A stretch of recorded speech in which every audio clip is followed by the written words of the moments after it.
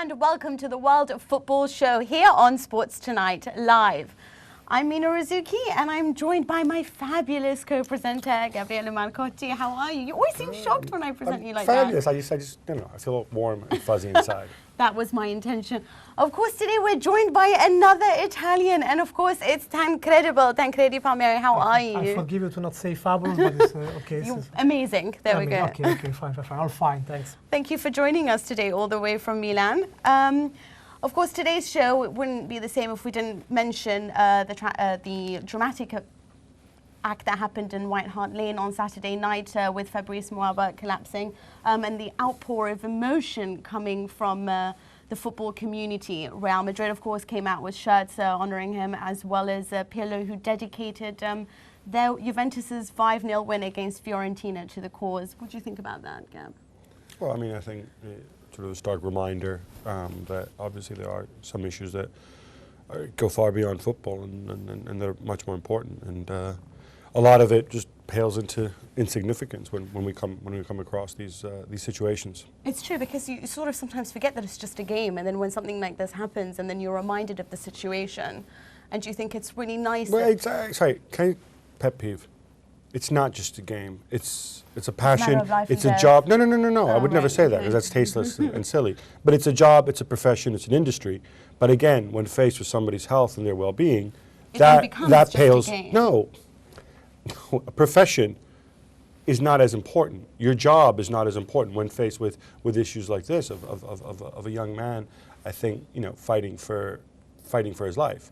See, so I don't like the reduction of it's just a game. No, it's not just a game. It's no more than it's a job. It's a profession. It's to be respected just like that.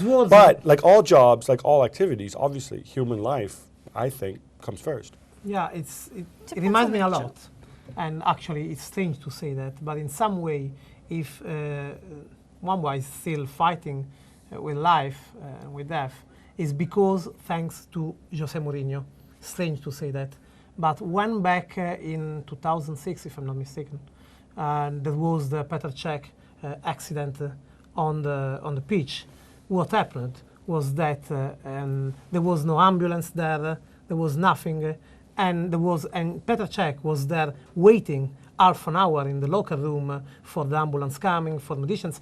And I still remember Mourinho after that saying, guys, this is not about our sport, it's not about football. This is a level where Premier League has to upgrade. So what you say is not about football, it's just about no more about profession, about life. It's something like a kind of standard that should be respected. Of course, there is a moment for praying and then a moment for discussing. Maybe this is not the right moment for discussing, but for sure, something has to be explained why lately, even if football is so professional, there are some leagues where still these things are happening so often that shouldn't happen like that. Okay, this is a very long conversation if we do talk about that, and especially with the way that it's dealt between different leagues. But we can start with the Italian league, obviously, because that's my favorite league. And considering we're all three Serie A lovers, that's the one of choice. And of course, it's Juventus, 5-0 against Fiorentina, arch rivals. The worst home defeat for Fiorentina, rather. And it came at a time when Juventus really needed a win. Well, I love the way how you relish saying the worst home defeat for Fiorentina. Yeah. I thought it was a bit tasteless that they showed up with it, because other people thought it was very funny. I didn't like it personally. Why do you think it was funny? I just didn't think it was funny. Conte thought it was funny too. I don't know. I don't think that's it's nice to talk about something like that. But it's appropriate because it's Conte. But no, and if you wanted to be really cynical about it, you would point out Alessio Cerci getting sent off early in the game. After 20 minutes, yeah. But, I would like to hope that we move beyond referees, especially stuff like this. Yeah. And then we move beyond talking about how Conte said, so angry about the referee and saying, I'm not going to talk about referees anymore. And then things go Conte's way. I'm persuaded that we moved on Let's after not referee talk about it anyway. For a while. When Milan and Juventus will drop again points, again, the referee subject. Okay, let's not talk about referees. This has been talked about way too much. But I think it was, I thought it was an impressive performance from Juve. But I thought Juve were impressive against Genoa as well, and you just hit the woodwork rather than the ball going into the net. Sometimes we focalize too much, I think, on the result rather than the performance. That said, it's obvious to me that if Vidal is in midfield with Marchisio and Pirlo, that's probably as good a midfield trio as there is in Italy, and the whole team works much better. And it's also the way that they can turn chances into goal. If you look at that, it's 5 goals of Juventus, 4 are coming from midfielders. I mean, Conte lined 4 different forwards. Okay, Vucinic played great, whatever, but 4 different forwards, 4 of the 5 goals coming from the midfielders. So that tells, if you also compare to the first part of the season of Juventus, when the level of the Pirlos, of the Marchisios is going up, also the chances of Juve devastating the others are going up. It's so much connected with midfield. You see, I had written an article on the reason why Juventus don't seem to be scoring as much. And when you look at the way that they're tactically set up, it was always vital that Vucinic, for me, always plays. Whether he performs or he doesn't perform, when he does, whether it be for a moment of magic, he can provide so much to the forward line in the sense that no one else can. And he had complete freedom. You knew the first goal came with him moving, in the centre, which is ideally his best position. I'd like to see him start as the centre forward for Juve, if anything more than just to take advantage of his ability to head the ball in, from crosses that come in from like the likes of... Who would you, obviously you drop Matri then and play I'd drop Vucinic. Matri, I'd put in Pepe, and I'd probably put in Giaccherini. Wow, not even Quagliarella, go straight to the Giaccherini. I'm personally not a huge fan of Quagliarella. Not that I don't think he's brilliant, but I think that he's one of those beautiful goals kind of man, and for me, Giaccherini provides more as a team for the team. And would you pick as well... That's a blue-collar team there. Would you pick as well that is essentially what Juventus are this season. I know, they should probably be less blue-collar to actually not have to, because if you go with a sort of workman-like Juve, you kind of need to outwork the opposition, and you won't be able to do that every single game. And I mean, it's interesting you view it that way. I mean, I don't get me wrong. I don't mind Quagliarella playing in for Giaccherini. I personally am just quite a big fan of Giaccherini. It could be because I have a soft spot for Cesena and everything. For small people. Or for small people, but I do like what he offers the squad. I also think it's important that Marchisio does play higher up and have. It's really so much connected. Seriously, the trend of Juventus went parallel with the trend of Marchisio for all the season. It's unbelievable. When Marchisio was pushing hard in that way, scoring, giving chances, Juventus were going good. It's unbelievable, really, how much connected they are. Tancredi, you're generally the inside man. Vidal and Bonucci, they had this goal celebration. They pretended to punch each other. Juventus insisted all lies, the story that ran, whereby they had a bust up in training. They're saying it's not true. Is it true? Are they Juventus all big fat liars, or is this just something that a newspaper invented? No, something like that comes out means that something has happened. But because newspapers never make things up. No, never. No, but it's completely. They were 2 newspaper writers. Surely they were there at the place, and it's easy for common people. I even see that usually when the rare times that I go out, because I'm always working.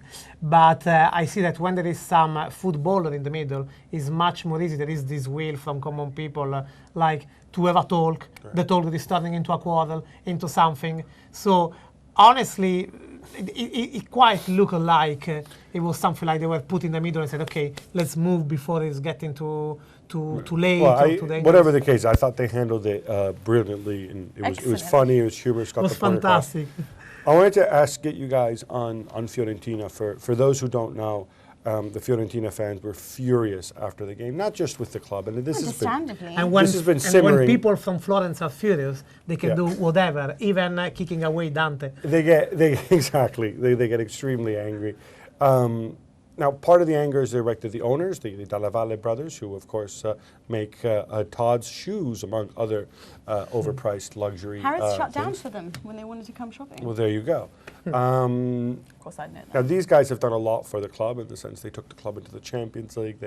They were very close to reaching the quarterfinals before they got jobbed by Van Bommel and Bayern Munich a few years ago.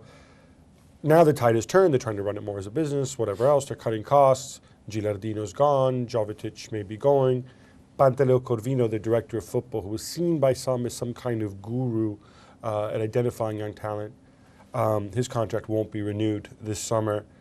Technically, what's going on? Are the Della Valle's going to sell? Well, the thing is that Della Valle came to Florence for two reasons. That are the two reasons that why the presidents are taking a club. Visibility, I mean, became famous, and making money, always. I know that it seems strange that someone can make money in Italian football, but also that, even if not with the team, but the Della Valles had this project to make the Purple Citadel, la Cittadella Viola, in Florence. Yes, that has to be this kind of sports city where that has to be for all the city, but of course, even making money about that. They had fantastic sport results with Fiorentina. They brought until the round of 16 of Champions League. They took it when it was in 4th division. And so they were expecting a kind of reward for this job. The thing is that they couldn't find, even if there was a city council that was quite close to them, two different city councils quite close to them, they couldn't find the agreement on that. In some way, we could say to so they decide, let's go and mess up the team. No, the thing is that if you're a fan, you can see their plan, in their kind of business plan, because there is not always a kind of fixed business plan, but in the business plan, something like 1 year ago, 2 years ago, it should be the moment in which, okay, we are coming to Champions League, now we move to the next step, where we make the Purple Citadel, so we start to get back some money. Can you explain this a little bit, the Purple Citadel? Because frankly, I hear him talk about this, and Mina, I want to get you on this as well, but I look at the guy speak on TV, especially the brother Andrea, the guy who looks less intelligent, and he's talking about, as your friend Moggi called him, as my friend. They talk about the Purple Citadel, and I'm thinking to myself, was he high? Like, no, what are you going to make money off? Like, they wanted to make a kind of you want to make a park? With shopping centers, with everything. It has to become a kind of entertainment spot for all because there's nothing else to do in Florence, nothing of to look course. at. But I mean, I think this idea, the Purple Citadel, is a colossal excuse. Yeah, right? They're not real estate developers, right? They're luxury retail. But they want it to be because they also belong. I will not get in that argument because it's too long. They also belong to this kind of tycoon that then moved to make other kind of business. But they were expecting, as a reward, that they would get the lands to make that for a very small price. Yes, but we're not actually really getting to as to why the team is self-destructing. It's imploding because God is everywhere punishing the at the moment. Valle brothers. They decide to stop investing. I mean, at the time we thought it was the coach, and now they brought in Deli Rossi, who everyone hails as the greatest tactician. Personally, I can't see it.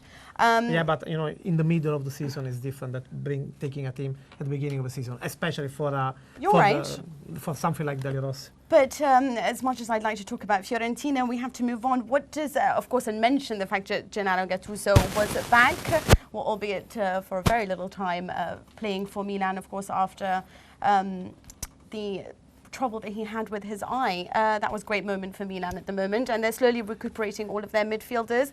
A 2-0 victory against Parma. Great goal from Urbi Emanuelson. It's a huge brilliant achievement. Goal with this kind of dummy that didn't even exist. It was brilliant, nutmeg right through Ibra's legs. But let me pick just one moment the Gattuso thing, because it's guys, it's really a huge achievement, because the way that look like Gattuso's life was going on. He couldn't not even write at tape at computer. He couldn't bring his kids to school because he was seeing everything double, and was not understandable why. So they made deep tests. I'm sorry to say, it's a kind of a bit linked to the Muamba's case, because they did all these tests and they waited until they were extremely sure to have him back, because since 1 month he actually could be back on the pitch. But they wanted to have all the visas, from the Olympic Committee. But he had a high cortisol level, which he couldn't pass through the drug test at the time, which is essentially why he couldn't play. 2 months ago, the situation seemed dramatic, seriously. And he was thinking, now I'm thinking more about taking back my life before football. And just mid of March is already there. I know, it's amazing. It's fantastic. But what I do want to talk about is the fact that, Milan have the edge when it comes to these small teams. They always know how to pick the defenses. And they, of course, have that kind of, they have Ibra, who solves all these cases for them, when Juventus are relying, I guess, on a team unit. Does that give them the edge? There's still 4 points difference between Milan and Juve. Do you think they're likely to take it? I mean, on paper, it's obviously heading that way. Milan, I think, are unquestionably a better team. It's also reflecting the fact that they've over the years they've spent more money and they have a higher wage bill. And crucially, when Milan spend a lot of money on players, they actually use them, unlike Juve with Krasic and Elia, who can't get on the pitch. All that said, also, you could say the fact that we didn't need to use them this season. Right, but perhaps Milan has had to use their actually, you substitutes. needed some change because you dropped points. Yes, but I don't think that's a point really. But I was actually pointing this out to underscore the difference in resources that have been spent on these two teams, where I think even the most diehard Juventina would agree that Milan have all the advantages in that department compared to Juve. That said, I think it depends what happens in the Champions League. You could see a scenario where if something happens and they knock out Barcelona, unlikely as it may be, and they go forward, and then they got Chelsea, and then Berlusconi decides to get involved and but stuff. But not only that, and next Saturday, Milan-Roma. Then that's done. That's Roma. That's 3 points for Roma. Yeah, I mean Milan-Roma. Then there is Milan-Barcelona. Then just the week after Barcelona-Milan. I mean, if Juventus takes back the league, has to happen in the next 2 weeks. Because honestly, I give 1% of hopes to Milan to progress against Barcelona.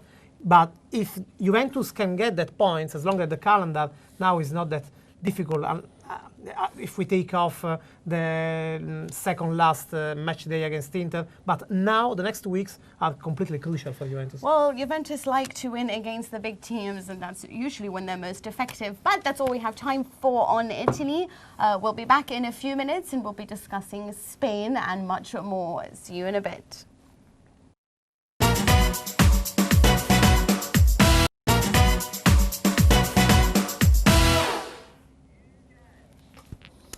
And we're back, and what's better than one Italian co-presenter for Mina? Well, it's two Italian co-presenters for Mina.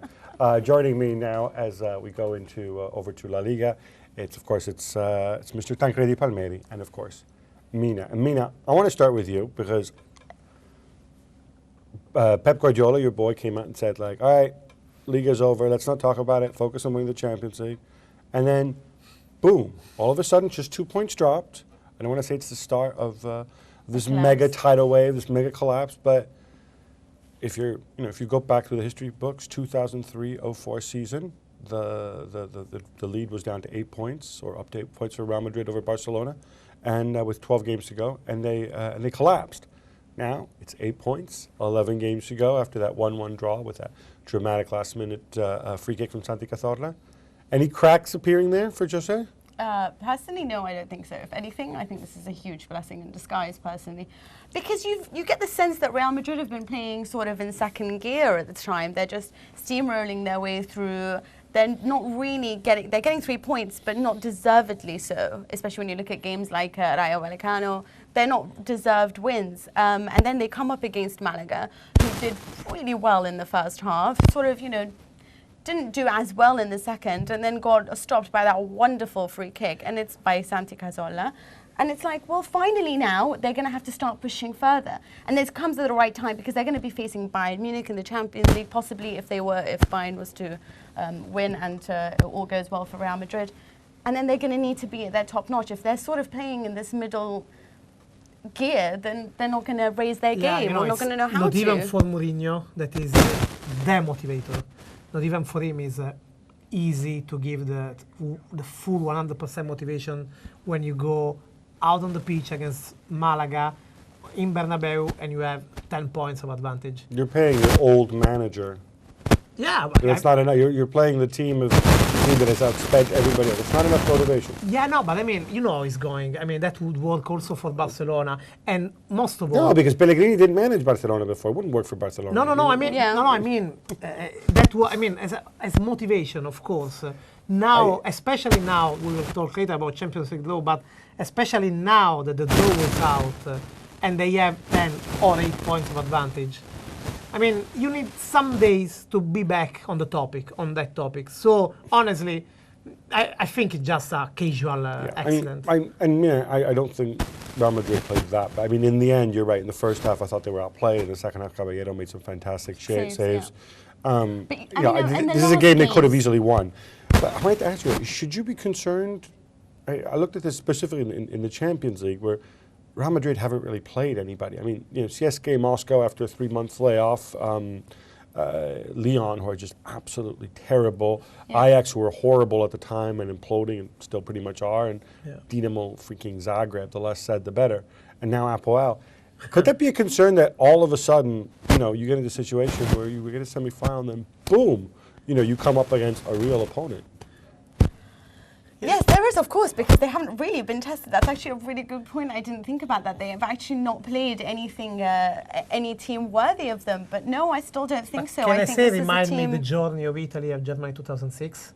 Oh, you didn't get anyone until semi-final. Then you get Germany at home, and now it's Bayern Munich that is gonna have home the final. Yes, but I know that everyone talks about Bayern Munich like, you know, they're the third best team in Italy, and in Germany, and in Europe rather. But I still think that if we were putting up Real Madrid and Bayern Munich, do you really think that they can't get a result Bayern against Munich? the Germans? No, Real Madrid. I mean, especially with their tactically. I think he's saying that they can, but he's not sure that they will. Bayern will be a big test. Bayern, by the way, not even there yet, and we'll be looking at German matters in a moment. Real Madrid, of course, not there either. But let's get a view from Spain. We're joined by David Cartilage, who is a freelance football journalist specializing in Spanish football. David, thanks for taking the time to join us. I want to get you, well, quickly off the top. Is the Spanish title race reopened with the 8 points and the Clásico coming up and 11 games to go, or is that just fanciful? Hello, thank you for having me. Yeah, I certainly think it's wide open. It really was a significant night, really. I mean, a lot of league games involved in the two. It can become quite tedious at times. So we thought we were going to get a shock last weekend when Real Madrid played Betis, and we actually got one this week when Cazorla hit that free kick and I went in and the points were dropped. And that's the first time they dropped points at the Bernabeu since Barca won there on December the 10th. So it was a significant result. I wanted to ask you about Villareal because, of course, Molina is gone, Miguel Angel Otina has taken over. They're really fighting to avoid relegation. It seems incredible where this club were even just sort of 12 to 24 months ago. Could this be one of those situations where if they do get relegated, or in fact, even if they don't, they're going to bounce back because they've got players they can sell in Giuseppe Rossi, of course, and Nilmar. They still have some of the Cazorla money. That they're just going to bounce straight back, or will Villarreal really go back to their own natural dimension, which maybe is that of a yo-yo club?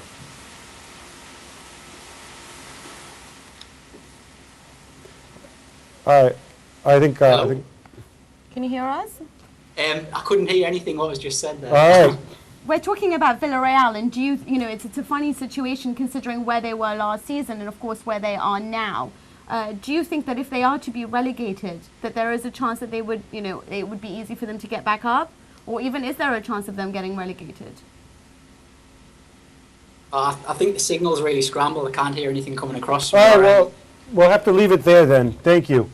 We'll try maybe to, technicians will try to get him back. Well, it was a pity the season for Villarreal because, I mean, they started in that, also with a lot of expectations in Champions League, even if they were played in the death group, but also Napoli that was almost seeing the border of quarterfinals until September, was rumored if they would even get the third place because Villarreal with Giuseppe Rossi and Nilmar, as you said, was hoping so much.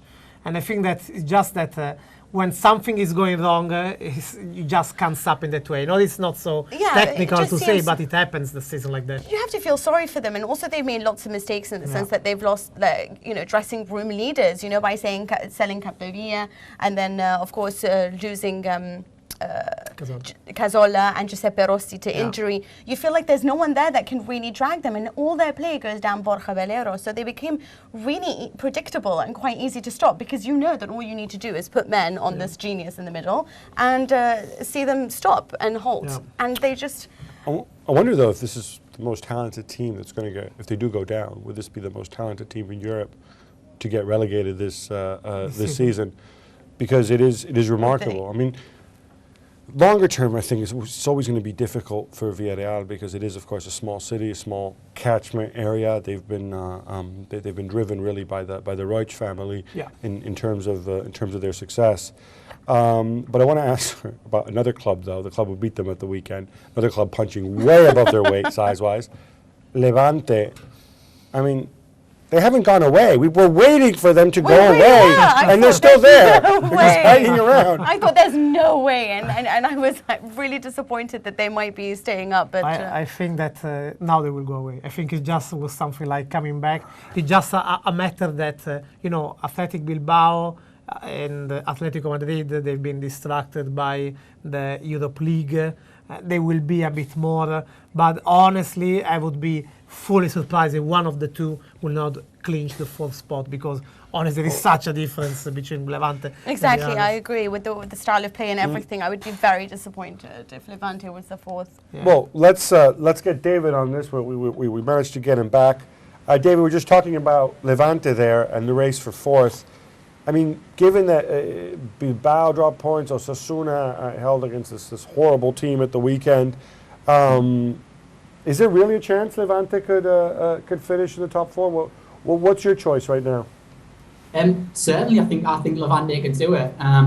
They tried to change the football just towards the last part of the year, 2011, and it didn't work for them, and the results dipped, and everybody thought they were going to drop away then.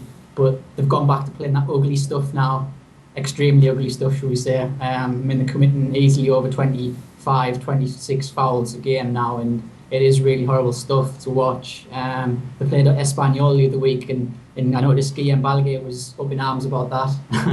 And they were taking out Vladi Weiss and Coutinho. They were just hacking them two down. It stifled Espanyol, and they got hit in the counter, and it was pretty basic stuff. So Levante could do, because like what's being pointed out, others have European aspirations, so that could play into their hands, really. Now, well, from Levante to the other extreme, of course, Barcelona at the weekend. Well, they got the 3 points. Xavi and Messi on there. Messi's on the verge of becoming the all-time leading scorer for the club, which seems insane given that his career there only started in 2004. But he's the youngest to have reached 150 goals now. Yes, is that right? I believe so. Yeah. Well, I think there is not even need to check the statistics. Yeah. Honestly, it's like, of course he would be. But David, I want to get from you. What did you make of the Sevilla game? I mean, did you expect Sevilla to give them really more of a fight than they did? Certainly. I mean, there was a lot of passion and fire before the match when the hymnal came out from Sevilla's fans, and they were really up for the game. Unfortunately, the team weren't. Since Michel came in, there was a brief shot in the arm there, but now they're starting to get back into that slow rhythm of play, and it's just not suiting them at all. And there's maybe 2 or 3 players on that side, Jesus Navas, Gary Medel, who are playing extremely well, and the rest of the team, passengers, people like Rakitic and Trukowski, all the defence, Spike, they've been terrible, absolutely terrible lately, and it's really letting them down, and it doesn't sit well with the Sevilla. They've got one of the most passionate supports in Spain, and when they see their team play like that, it's disheartening really to see that, because they should be giving Barcelona a game there, and Barcelona in second gear. I wanted to ask you, a lot of people are talking about the fantastic goal of Messi, that it was actually fantastic, great.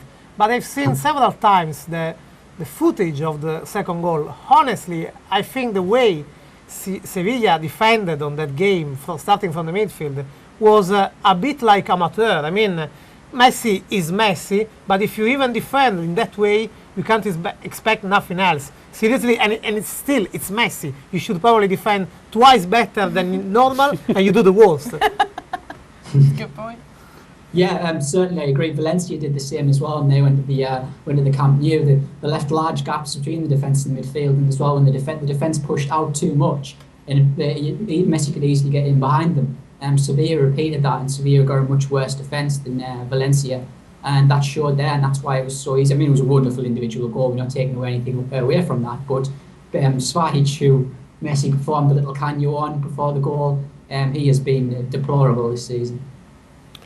David, we gotta leave it there. But thanks for joining us. Glad we got the good connection, and hope we can have you back at some point. And Mina, I'm excited that David gave a shout out to one of my favorite guys in the universe, Gary Medel. The guy is, you know, as I love Roy Keane. Gary Medel is sort of like a little South American version of Roy Keane. No? When you say this, it seems like not paying taxes. I don't know, something I don't understand why. But I've seen him, and he's fantastic actually. And I'm expecting that as long as Vidal was brought in, and I'm expecting that also. I know that. I mean, he's already in a good club, in a great club actually, but he's not seeing so much Champions League, these things, and I think that could be very useful. In Italy, for example, for some club there in the middle, there is a lot of missing of that kind of. Well, we'll see. As you know, of course, Italy down to just 3 Champions League clubs. So his chances of Champions League football might actually be better if he stayed in Spain, perhaps moved on to even with moved on to another club. But anyway, Gary Medel. I'm not saying he's the greatest. He's just one of my personal favorites. We'll be back talking about another one of my favorite things, the Bundesliga, after the break.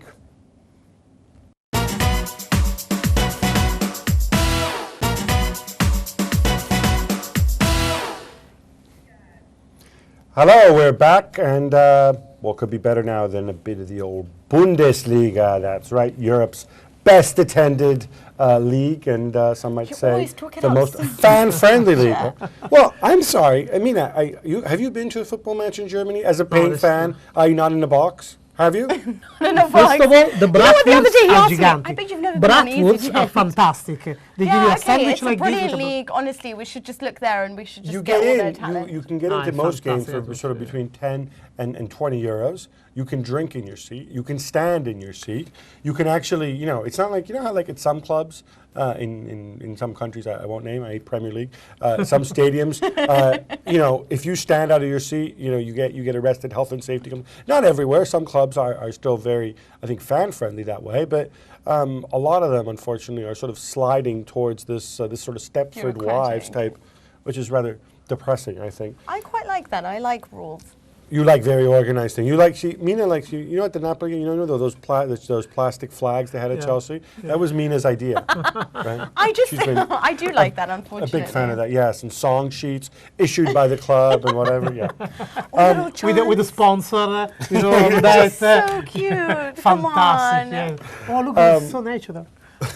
Let's start at Herta Berlin, who were absolutely pummeled 6-0 by Bayern. Now, this is just gonna, yes. Well, first of all, a word on Herta Berlin first, because this is the club from the capital. This is the club with a historic club that you want to support with the 10 bazillion fans, and sometimes they even go and fill the Olympic Stadium, for which, of course, people like Tancredi and myself will always have a special affinity for, because it's where Zidane was sent off in his last game.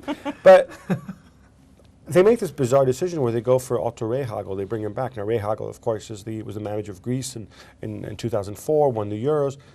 But you're bringing back somebody who is literally, I think, 112 years old, who clearly didn't know the players he was dealing with. I mean, he had guys playing out of position and whatever else, and was completely overrun. Mina? The idea was that as long as Rehhagel already achieved a lot, not only the Euro Championship, but the fact that Greece was at least on the map of football with him, you know. So their thought was, okay, so maybe as long as we don't have that quality, maybe the guy again can do it. Well, he was and he underlined the quality of Bayern Munich. I think they wanted him to sort of transmit that kind of like that arrogance that he has and the mentality, because they've lost every single game this year, 2012, barring one. So really, the only thing that bugs me about all this is everyone's going, Bayern Munich are back, you know. They've scored 7 goals in 2 games and 6 against Hertha Berlin. And I'm thinking, yeah, but they've scored 7 against Hoffenheim, who've, again, only won 1 game in 2012, and that's 1 out of 9, okay? Hertha Berlin have lost everything, barring 1 game. So it's like, yeah, it's not a great feat, by no means, and it's Basel. It's not like they've scored 7 against Basel, who knocked out Manchester United. And did it deserve anyone fully deserve it? Not fully deserve let's get the deciding vote. Let's give it to our good friends, James Thurgood, who joins us from Bundesliga.com. James, I got to start with you. First, on Hertha Berlin and Otto Rehhagel. I had no idea that Hertha could be this bad. And my Hertha supporting friend said, they're really not this bad. It's Rehhagel who doesn't know the players and is playing them out of position. Is that harsh? No, I don't think that's too harsh, if I'm honest. Rehhagel, for me, was the right decision in terms of who to bring in to manage the club, only because in a media-driven city like Berlin, he takes a lot of the focus off of the players, and that really for Hertha Berlin is a positive thing. Now, where Hertha went wrong was when they let Marcus Babbel go, and from that point in their season onwards, it's been downward, spiralling, and at this point, they're really in a point of what looks like no return. Now, if there is one man that's going to be able to save them, it's probably Otto Rehhagel. Whether he'll be able to do it or not remains to be seen. But for now, I think what he's trying to do is bring in some defensive stability. It's not quite working, and as your friend said, Gab, you know, the manager just doesn't know the players well enough right now to turn things around in a short space of time. Do you buy this? He doesn't know the players well. I mean, I'm assuming Otto Rehhagel owns a television, right? It's not like Hertha's players come from the third division or they all just arrived. No, is he not a fan of the Bundesliga? I'm sure Rehhagel would have been keeping up to date with all things Bundesliga. Whether he would have been keeping a close focus on Hertha Berlin, I guess we have to ask him. But really, obviously, yes, he'll have a good impression of Hertha as a team and the Bundesliga as a whole. And right now, I just get the feeling it's taking a little longer than he wanted to get his philosophy across to these players. All right, no more picking on Rehhagel. I'm sorry. The only reason we're all doing this is because Tancredi and I especially, we're all bitter about Euro 2004 and what happened with Italy and Denmark and Sweden, and we feel we should have won it instead of Greece. Yeah, but exactly. Always feels that they so, win it. But on to the more telling point. Are Bayern Munich back or... Because these two, Mina seems to be pointing out that, beating Hertha and Hoffenheim, no great shakes, and Basel are rubbish as well. Let's see this. Let's see, honestly, how they perform against the big teams, and then you can honestly judge. But for me, this reeks of Inter Milan. Well, let's get James's view on this and stuff. Okay, fine. This is wonderful. It's the opportunity to pick on Inter as well. Yeah, brilliant, isn't it? 2-1. I agree with Mina. In the fact that Hoffenheim and Hertha know they are not the most formidable opponents right now. And really, you can't read too much into Bayern's results. This weekend, however, their take on Hannover 96. Now, Hannover have been in a great streak of form. They're playing really well in the Europa League. And really, if Bayern can easily beat Hannover in the same way they've beaten Hertha and Hoffenheim, then maybe we need to start considering that they're coming out of what was being called a crisis in Germany at the club. And so for now, I'd reserve judgment on what they're doing. Whether they can do it against Hannover will be a telling sign. But the fact is, you can't deny that the football that Bayern have been playing compared to the other games in the second half of the season has been incredibly improved. They've been incredible at home all season, and now they've finally got a big win away from home to boot. Guys, there is one name that we have to speed out, because we can't go on in that way if we don't say Arjen Robben. I mean, that is the clockwork orange. When spring is coming, when March is coming, when the great moment of the season, so the quarterfinals of Champions League, the round of 16, Robben, that is skipping all the winter, all the cold, all the bad pitch where to play. Robben is back and is giving fantastic performances. When he's not injured. And when he's not injured, of course. But I mean, he's the kind of guy that is deciding the league, as Ibrahimovic is deciding the league, as Cristiano Ronaldo and Messi are impacting. I know, but sorry guys. Order. James, I'm going to need a minute. James, you have to forgive. With that a little bit. Thank you. Disagree with him, but he's got this strange bromance with Arjen Robben. Which Please I tell him don't that if there is a winger whose name starts with R who is deciding the league, it's Frank Ribery. And besides, if they're deciding the league, they're deciding not to win the league because the mighty Borussia Dortmund remain top of the table with a healthy league. Why? Because they're a team, and that's the difference. When you look at Bayern. When you're looking at Bayern Munich at the moment, you can see that what they're relying on at the end of the day, yes, it is Arjen Robben, Frank Ribery, individual talent, but you don't see great movements tactically, for sure, exercises, movements. But the ways that This is where Dortmund impacting is so on much the better. performance is Okay, is boys and absolutely girls, we have a unbelievable. guest. James. No, I mean, it's interesting listening to your discussion because ultimately you're hitting all the points that I wanted to hit in what I was going to say. Now, yes, I'm hitting them. Ribery and Robben, when those two perform at the same level and the level we all know they're capable of, they are almost unstoppable. Ribery, for me, has been the consistent performer throughout the season. Yes, Robben has played fantastically well in the last couple of games. I didn't say throughout the season.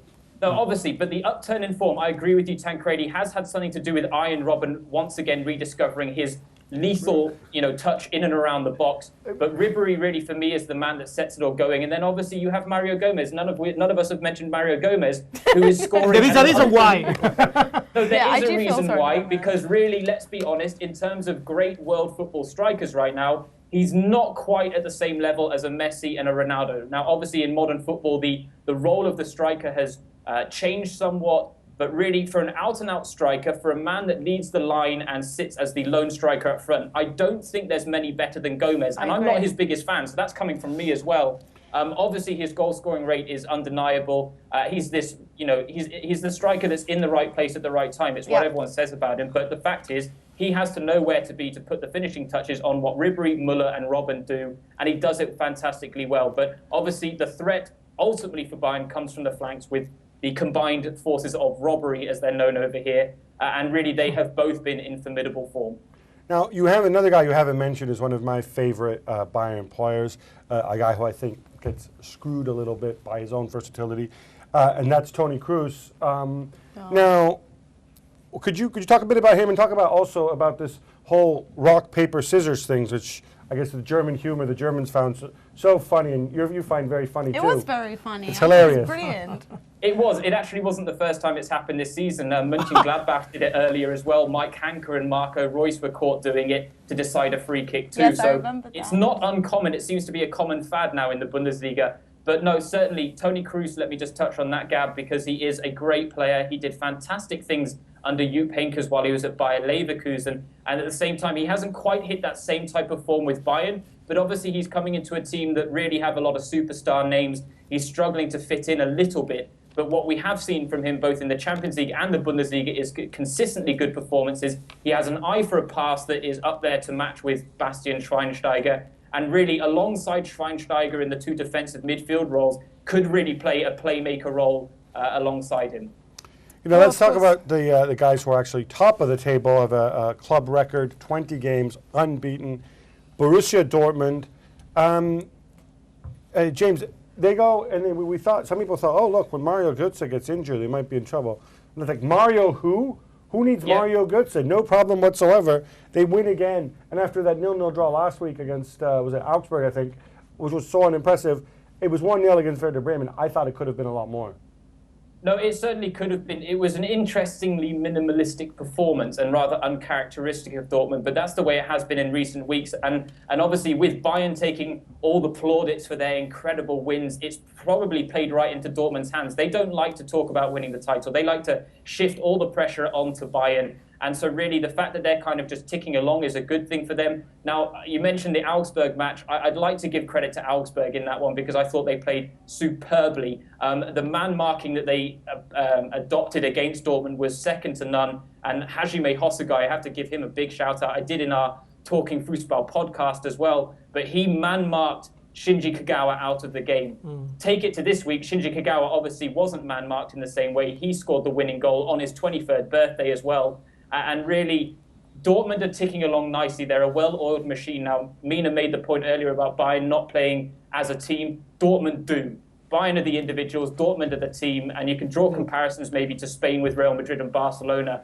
But at the same time, Dortmund right now, what they're doing is keeping on going, and they've got a 5-point lead at the top. As you said, they've gone 20 games unbeaten, and right now they look slightly unbeatable. You see, this is what I like so much about Dortmund, is because there are no shiny stars that you can rely on. And moreover, they can cover over the cracks when they are missing talent, like Götze, in the same way that I feel that with Bayern Munich, they sometimes struggle without their individual talent. And they certainly struggled without Schweinsteiger. The shiny star there is Klopp. actually. Of course, it is their coach. Max Hummels, we don't have time for. Sorry, we'll have to get James back on. Yes, because we've got plenty of Bundesliga stuff. Give me your phone number, so I'll give you the question. No, you're going to do it on the show with James so that everybody can share. James. This is the World Football Show. James, thank you so much for your time. Auf Wiedersehen. But yeah, this is for me what is the difference in the sense that, but you're right, the coach is the best thing because they look like they practice their movements, They look like they know how to deal with the losses that they may suffer, the absences, everything like that. And as long as it is rumored that who knows if they would win, if that Joachim Löw could leave Germany after Euros, who knows if Klopp could be the guy? I know. I'm not sure. I know that would be my confederation. This is a discussion for another time, perhaps. So much to get into when we talk Germany. We'll be back after this.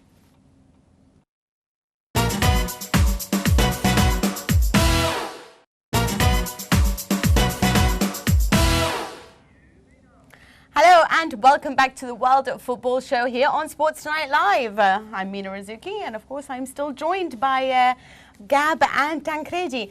Now we're going to be talking about the Europa League draw and of course the Champions League draw, which is probably the more important one. Although I don't know Probably not. But let's do the Champions League. Well, let's start with the Champions League draw because I'm more fascinated by that one.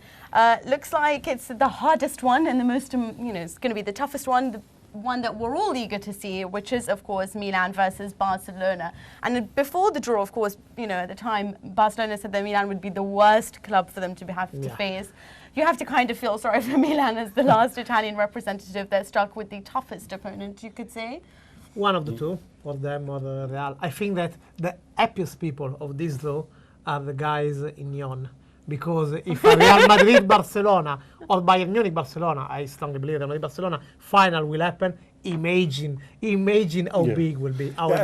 This is, from the neutral's perspective, I think this is the best possible draw. Yes. Because there's so many wonderful subtexts that you're leaving something in reserve. I mean, if Chelsea and Barcelona both advance, how cool is that going to be? Chelsea-Barcelona semi-final. Yeah. And, reliving everything that they and happened. And Vrebo somewhere hanging out. Exactly, reliving all of that. Ribery, Arjen Robben taking on Bayern, Ribery taking on Marseille in this, I should say Robben taking on Real Madrid, of course.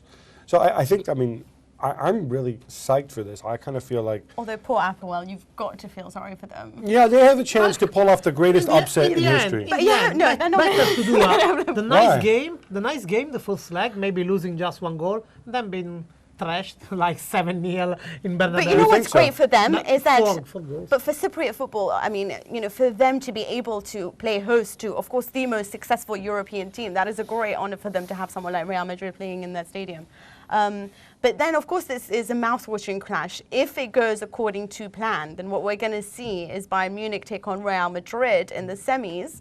And then, of course, Barcelona versus Chelsea. It's not sad. That could make it an all-Spanish, according to plan. According to Mina's plan. According to my plan, or according to what the betting or what it looks like. But of course, this would possibly mean that this would be an all-Spanish final, which we haven't had, where we've had an all-Italian final. In 2003, there was Italian final. We've had all-Spanish final. We haven't not had ever, but I'm saying in the last 10 years, this is... Well, we had Real Madrid against Valencia, of course. Oh, but I think... I think obviously we never had a Classico final. Yeah. That's the big one, and I believe it would be the 7th Classico of the season, if I'm not mistaken. Must be. Which would be remarkable as well.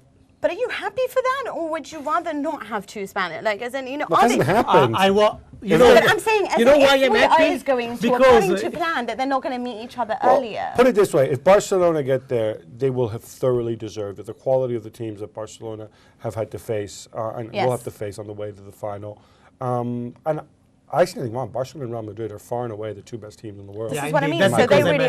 I don't want then to have a final where we know already that Real or Barcelona will be the winner. What about Bayern? This will be the first time we have, Look, since September, my odds were 50% on Real Madrid, 45% on Barcelona, 5% on Bayern Munich. So I think that the only real obstacle for Real, or the same would be for Barcelona, could be Bayern because of the hosting the final, so with that ambition, because of the quality of the club, because I already knew that a guy like Robben would explode in March again. Milan-Barcelona, for example. Tactically, Bayern, if they are to meet, tactically, for me, it's not going to go Bayern's way. Well, also, Real Madrid play the kind of football. Not 50, yeah, I said 5%. for sure. Yeah. Hey, so you guys seem to be, well, Tancredi anyway is ruling out the other 5 teams Absolutely. in the competition. I can tell you that there was a lot of controversial in my, I'm sorry to mention that in my timeline, when I said that Milan-Barcelona was Barcelona 99% and Milan 1%.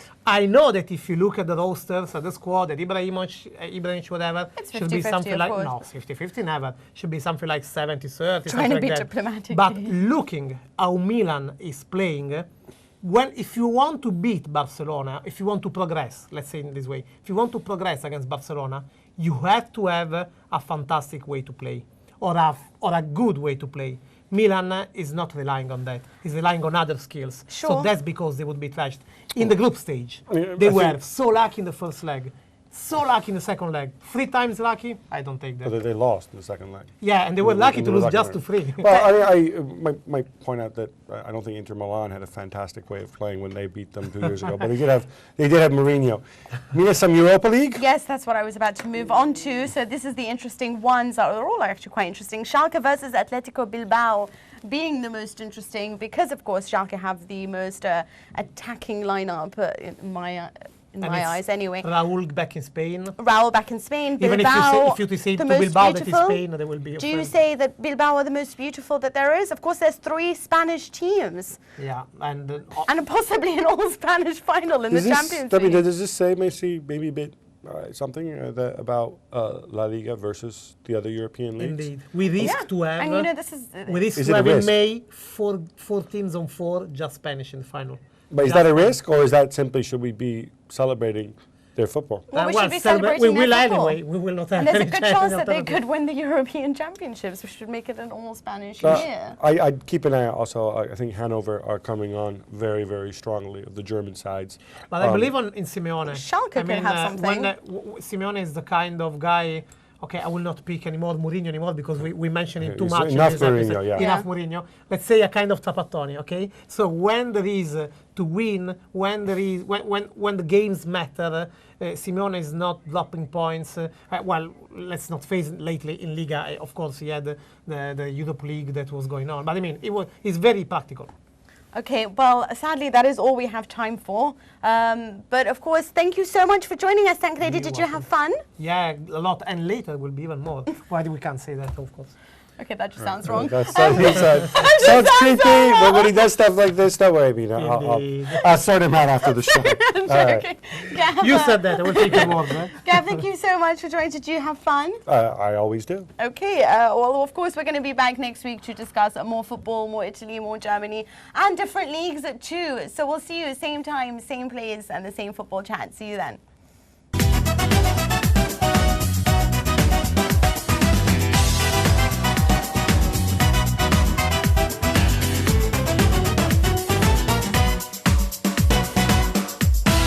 Stay ahead of the game with Sports Tonight Live.